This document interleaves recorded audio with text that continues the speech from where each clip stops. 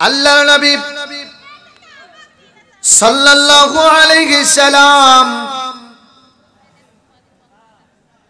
সকল গোত্রের লোকদেরকে ডেকে বলেন, আমার চাদরের মধ্যে এই পাথরটা আমি রেখে দিয়েছি, এই পাথর কে সেট করবে, কোন দলের লোক সেট করবে? এই নিয়ে যখন দ্বন্দ্ব লেগে গেছে, ঝামেলা তৈরি হয়ে গেছে, একা একা কোন গোত্রের লোকদের সেট করতে হবে না। চারটা গোত্র, বড় বড় চারটা গোত্র আছে, চারটা গোত্রের চারজন নেতাকে ডাকলেন। ডাকার পরে বললেন, আপনারা চার কোনায় চারজন ধরবেন। আল্লাহর নবী রাহমাতাল লিল আলামিন বলেন, আমি নবীজি মাঝখানে ধরব, আর চারজন নেতাকে চারটা কোনা ধরায়া দিয়া এই চাদর সহ এই পাথরটা তুলে নিয়ে আল্লাহর নবী রাহমাতাল লিল আলামিন নিজ হাতে সেট করলেন। জোরে কোন মারহাবা। চারটা গোত্রের লোকেরা খুবই খুশি হইলেন, আনন্দিত হইলেন। আর কোনো দ্বন্দ্ব নাই, কোনো ঝামেলা নাই, কোনো ফ্যাসাদ নাই। কিন্তু যদি একটা গোত্রের লোকেরা লাগাইতে চাইতো তাহলে ঝামেলা হইতো। কিন্তু আল্লাহর নবী রাহমাতাল লিল আলামিন চারটা গোত্রকে নিয়ে হিকমত ব্যবহার করলেন, কৌশল ব্যবহার করলেন। এই জায়গাটা হলো মক্কা, আর এই মক্কাতে আছে খানায়ে কাবা। আল্লাহ পাক রব্বুল আলামিন পৃথিবীর মধ্যে সবচাইতে সম্মানিত জায়গা, সবচাইতে সম্মানজনক একটা জায়গা নির্ধারণ করলেন, যেই জায়গাটার নাম হলো মক্কা। যেই মক্কার নাম আগে ছিল বাক্কা, যেখানে খানায়ে কাবা আছে। হাজী সাহেবরা হজ করতে যায়, খানায়ে কাবা জিয়ারত করে, খানায়ে কাবা তওয়াফ করে। এত বড় সম্মানিত আরবের লোকেরা ওই সময় খানায়ে কাবাকে এত বড় সম্মান হিসাবে দেখতো, এতটাই সম্মান করতো। এই আরবের লোকেরা, মক্কার লোকেরা, তারা পৃথিবীর কোন মানুষকে সম্মান করতো না, কারণ তাদের টার্গেট, তাদের লক্ষ্য বস্তু একটাই ছিল, খানায়ে কাবা। আর এই খানায়ে কাবাকে তারা নিজেরাও সম্মান করতো, সারা পৃথিবীর মানুষেরাও সম্মান করতো। তুব্বে আউয়াল বাদশাহ, তুব্বে আউয়াল হুমায়রি বাদশাহ তিনি মক্কায় সফরের জন্য গিয়েছিলেন। দুইটা বর্ণনায় পাওয়া যায়। আল বিদায়া ওয়ান নিহায়ার মধ্যে, নিহায়া কিতাবের মধ্যে খুব সুন্দর করে ঘটনাটা তুলে দিয়েছেন। তুব্বে আউয়াল হুমায়রি তিনি তার দলবল লক্ষ লক্ষ মানুষদেরকে সৈন্য সামন্ত নিয়ে তিনি সফরের জন্য গেলেন। আর একটা বর্ণনায় পাওয়া যায় তার সন্তান হত্যা হয়েছে, তার সন্তান মারা যাওয়ার কারণে তিনি প্রতিশোধ নেওয়ার কারণে আরবের বুকে রওনা দিয়েছিলেন। তিনি যখন যে এলাকায় যায়, রোম দেশের এই বাদশাহ তিনি যে এলাকায় যায় সেই এলাকাতেই তাকে সম্মান করে। এত বড় বাদশাহ, এত বড় সম্মানিত মানুষ, এত বড় সম্মানিত বাদশাহ, তাকে সবাই সম্মান করে। কিন্তু তার দল বল সহ, তার সৈন্য সামন্ত সহ, যেই সৈন্যদের মধ্যে ওই সময়কার 400 মতান্তরে 12,000 আলেম ছিল তার দলের মধ্যে। এত আলেমদেরকে সঙ্গে করে নিয়ে যাইতেছে আরবের বুকে মক্কা নগরীতে যখন প্রবেশ করলেন, মক্কা নগরীতে প্রবেশ করার পরে দেখে মক্কার লোকেরা তাকে কোনো রকম সম্মান করে না। এত বড় সম্মানিত ব্যক্তি যাকে কোন রকম সম্মান করলো না। একটা পর্যায়ে তুব্বে আউয়াল হুমায়রি তিনি একটা জায়গায় অবস্থান করলেন। তার লোকদেরকে জিজ্ঞাসা করলেন, সকল এলাকার মানুষ আমাকে এত বড় সম্মান দেয়, এত বড় সম্মান করে। কিন্তু এই মক্কা নগরীতে এই জায়গাতে আসলাম, এই জায়গার মানুষগুলো কেন সম্মান দিল না আমাকে? কারণটা কি? তিনি খুবই রাগান্বিত হয়ে গেলেন, মনে কষ্ট পাইলেন। আশ্চর্যের বিষয় হলো ওই আলেমরা কথা বললেন মক্কাবাসীদের সাথে। মক্কাবাসীরা জানাইলেন, আমরা মক্কা নগরীতে আমাদের একটা ঘর আছে, যেই ঘরটার নাম হলো খানায় কাবা। আর এই ঘর ছাড়া পৃথিবীর অন্য কোন মানুষ সহ অন্য কাউকে আমরা এত বড় সম্মান দেই না, যেই সম্মানটা দেই আমরা খানায় কাবাকে। আর খানায় কাবাকে আমরা সম্মান দেই, খানায় কাবা ছাড়া অন্য কাউকে সম্মান দেই না। যদি আমরা তুব্বে আউয়াল হুমাইরকে সম্মান করতে যাই, তাহলে খানায় কাবাকে অসম্মান করা হয়, তারা কোন রকম সম্মান করল না। তুব্বে আউয়াল হুমাইরি তিনি আশ্চর্য হয়ে গেলেন এবং খুবই রাগান্বিত হয়ে গেলেন। তিনি একটা পর্যায়ে সিদ্ধান্ত নিয়ে ফেললেন, যে ঘরের কারণে আমি তুব্বে আউয়াল হুমাইরি এত বড় বাদশাহ, আমার এত বড় সম্মান থাকার পরেও আমি সম্মান পাইলাম না। আর যেই ঘরের কারণে সম্মান পাইলাম না, এই ঘরটা আমি দুনিয়াতে রাখবো না। ঘরের মালিককে কথা কন, আরো জোরে কন। ঘরটার নাম কি? কথা কন না যে। ঘরটার নাম কি? খানায় কাবা। এই ঘরের নাম হলো খানায় কাবা। এই ঘটনাটা ঘটেছে আল্লাহর নবী রাহমাতাল লিল আলামিন এই পৃথিবীতে আসার 1000 আগে, 1000 বছর আগেকার ঘটনা। 1000 বছর আগেকার ঘটনা। তুব্বে আউয়াল হুমাইরি যখন সিদ্ধান্ত নিয়ে ফেললেন ঘরটাই রাখবে না, ঘরটা ভেঙে দিবে। কেন বলছে ঘটনাটা? একটু মনোযোগ দিলেই বুঝতে পারবেন। মাইকেল আওয়াজ যতদূর যায়, বিশেষ করে আমার এই লাঙ্গল মরা দক্ষিণ পাড়া এই মহল্লাবাসীরা সকলকে অনুরোধ করব, আলোচনাটা একটু যে যেখানেই থাকেন সেখান থেকে মন দিয়ে শুনবেন।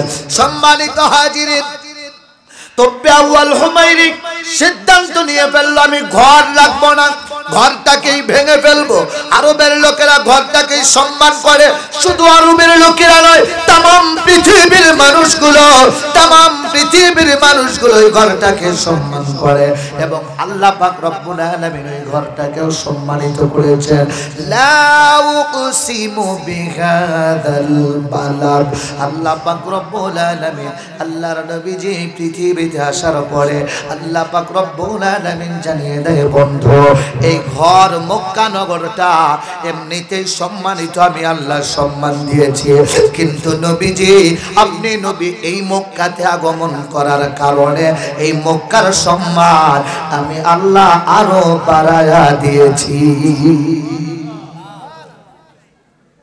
কিসের কারণে এত সম্মান? এই ঘরের কারণে। কিসের কারণে?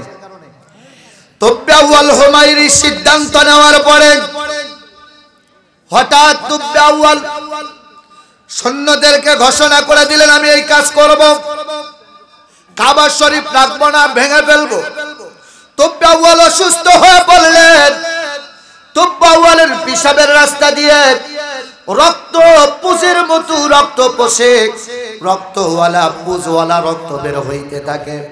পায়খানার রাস্তা দিয়ে বের হয়, কান দিয়ে বের হয়, মুখ দিয়ে বের হয়, নাক দিয়ে বের হয়। গজব শুরু হয়ে গেছে। এমন দুর্গন্ধ বের হলো, তার আশেপাশে মানুষ যাইতে পারে না। তার দলের মধ্যে অনেক বড় বড় হাকিম ছিল, তার দলের মধ্যে অনেক বড় বড় কবিরা ছিল। তারা অনেক জানাশোনা, তারা অনেক গবেষণা করে দেখলো আর বলতে লাগলেন, বাদশাহ ও তুব্বে আউয়াল হুমাইরি, আপনার এই যেই রোগ হয়েছে, এই রোগ দুনিয়ার কোনো চিকিৎসা দিয়ে, কোনো ঔষধ দিয়ে, কোনো কাজ দিয়ে আপনার রোগ ভালো হবে না। কারণ এই রোগ দুনিয়ার কোনো রোগ নয়, এই রোগটা হলো উপর থেকে খোদাই গজব বোঝা যায়। আর আপনি হয়তোবা কোনো একটা খারাপ নিয়ত করেছেন, অথবা খারাপ কোনো সিদ্ধান্ত নিয়েছেন, অথবা অন্যায় কোনো সিদ্ধান্ত নিয়েছেন, খারাপ কোনো কাজ করার জন্য নিয়ত করেছেন। আপনি এই মাত্র এই মুহূর্তে যদি আপনি ভালো কাজের সিদ্ধান্ত নেন আর আপনি যদি তওবা করেন, তবে আপনার এই খোদাই গজব থেকে মুক্তি পাওয়া সম্ভব। নাই না হলে আপনি এই খোদাই গজব থেকে মুক্তি পাবেন না। গজব দিয়েছেন কে? ভাঙতে গেছে কার ঘর? কথা কর না। কার ঘর ভাঙতে গেছে? আল্লাহর ঘর ভাঙতে গেছে। আল্লাহর ঘর ভাঙতে গেছে। সম্মানিত হাজিরিন, আমরা এই মসজিদের মাহফিলে এসেছি। এই মসজিদের বয়স কত? 30-35। ভাই এরকম হবে না? 35-40। 35-40। একটু টাচ দেই, কথা না বললে হবে না। মুরব্বীরা সকলে মিলে এখানে জায়গা নির্ধারণ করলেন। মুরব্বীরা সিদ্ধান্ত করে, ওই সময় যে মুরব্বীগুলো ছিল তাদের কথার দাম ছিল না? ছিল না? কথা কয় না? দাম ছিল না? কথার দাম ছিল না? কথার দাম ছিল। আগেকার মুরব্বীদের মুখের কথার দাম ছিল। বন্দুকের গুলি মিস হইতে পারে, কিন্তু কথা মিস হইতো না। আগেকার মুরব্বীরা কইতো অমুক জমি তুমি খাও গা, ওটাই রিস্টারি। আর এখন রিস্টারি হওয়ার পরেও দলিল টেকে না, কথা কয় না। সম্মানিত হাজিরিন, এই জমির রিস্টারি, এই জায়গার রিস্টারি হইছে মনে করেন 40 বছর আগে। এইটা আমরা দেখেছি। কিন্তু 40 বছর আগে জমি এই জায়গাটা নির্ধারণ করা নয়, এই জায়গাটা নির্ধারণ করা, এই জায়গাটা নির্ধারণ করা হযরতে ইব্রাহিম খলিলুল্লাহর সময়। জোরে কোন মারহাবা। ইব্রাহিম আলাইহিস সালাতু ওয়াস সালাম খানায়ে কাবা নির্মাণ করার পরে কিছু পাথর খোয়া বেঁচে গিয়েছিল। এই পাথরগুলো কি করবে, কোথায় ফেলে দিবে? আল্লাহ পাক জিবরাইলের মাধ্যমে জানায় দেয়, ইব্রাহিম ওগো আল্লাহর বন্ধু, এই পাথরগুলো আপনি চতুর্দিকে ছড়ায় দেন।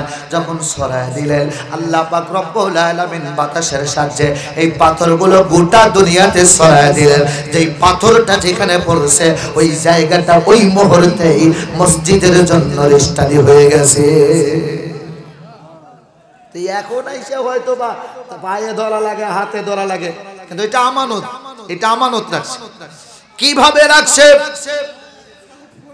তবদাউল হুমাইরি তিনি এই কঠিন অবস্থার মধ্যে যখন পড়ে গেলেন, তখন তিনি সিদ্ধান্ত নিলেন, ঠিক আছে আমার সিদ্ধান্ত আমি পাল্টায় ফেললাম। তাহলে কাবা শরীফ আমি ভাঙবো না, তবে আমি যদি সুস্থ হয়ে যাই এই কাবা শরীফের আশেপাশে এই মক্কার মানুষগুলোকে আমি স্বর্ণের 7 দিরহাম করে, আমি স্বর্ণের 7 দিরহাম করে প্রত্যেকটা মানুষকে দান করব, দিয়ে দিব। জোরে কোন মারহাবা। কয় দিরহাম করে? স্বর্ণ মুদ্রা 7টা করে স্বর্ণ মুদ্রা দিবেন প্রত্যেকটা মানুষকে। এবং প্রতিজ্ঞা করলেন, নিয়ত করলেন, কাবা শরীফ ভাঙতে চেয়েছিলেন আর ভাঙবেন না। এখন সিদ্ধান্ত নিলেন আমি সুস্থ হয়ে গেলে এই কাবা শরীফ, এই কাবা শরীফে আমি কাপড় দিয়ে ঢেকে দিব, উন্নত মানের কাপড় দিয়ে ঢেকে দিব। উনি সুস্থ হয়ে গেলেন। সুস্থ হওয়ার পরে আরবের বুকে মক্কার মানুষদেরকে 7টি করে স্বর্ণ মুদ্রা দিয়ে দিলেন এবং সিদ্ধান্ত নিয়েছিলেন কাবা শরীফ ঢেকে দিবে। এই কাবা শরীফে কাপড় দিলেন, চাদর দিলেন, গ্লাভ দিয়ে দিলেন। ওই দিন থেকে আজও পর্যন্ত কাবা শরীফে গ্লাভ আছে না নাই? কাবা শরীফ ওই দিন থেকে আজও পর্যন্ত গ্লাভ আছে, আর কিয়ামত পর্যন্ত গ্লাভ থাকবে। আর তবে আউয়াল হুমাইরি তিনি এই জন্য দিয়েছিলেন যে ঘরটার কারণে যেই ঘরের এত বড় সম্মান আর এত বড় সম্মানিত ঘরটা উলঙ্গ থাকবে, অর্থাৎ খোলা থাকবে, দোলা বালু লাগবে, এটা তো হতে পারে না। আমি উন্নত মানের কাপড় দিয়ে ঢেকে রাখবো। আর আল্লাহর নবী হযরত ইব্রাহিম আলাইহিস সালাতু ওয়াস সালাম ওই পাথরগুলো দেওয়ার কারণে এই লাঙ্গল মরায় মসজিদ হয়েছে। আল্লাহর নবী রহমাতাল লিল আলামিন বলেন, পৃথিবীতে যত মসজিদ আছে সকল মসজিদের মা হলো খানায়ে কাবা। আল্লাহর নবী বলেন, কিয়ামতের দিন মানুষগুলো দেখবে আমলনামায় বাইতুল্লাহ শরীফ খেদমত করার সওয়াব মারহাবা কর। বান্দায় ডেকে বলবে, আল্লাহ আমি তো হজই করি নাই, খেদমত করলাম কবে? আল্লাহ বলবে, ও বান্দা, তোমার মহল্লা মসজিদে তুমি একটা দিন ময়লা পাইয়া ঝাড়ু দিয়েছিলে। কি করছিল? কথা কন। আমাদের অভ্যাস হলো মসজিদে যায় খালি ঘষা, এই মুয়াজ্জিন সাহেব ঝাড় দেয় নাই, পরিষ্কার করে। আমাদের চরিত্র এমন। কিন্তু নবী বলেন, ময়লা দেখেছো বা দেখো নাই, তুমি যা ঝাড়ু শুরু করেছো, তুমি মসজিদে একটা যে কোনো কাজ করেছো, কিয়ামতের দিন তোমার আমলনামায় আল্লাহ পাক ডেকে বলবে, বান্দা মসজিদে তুমি খেদমত করেছো।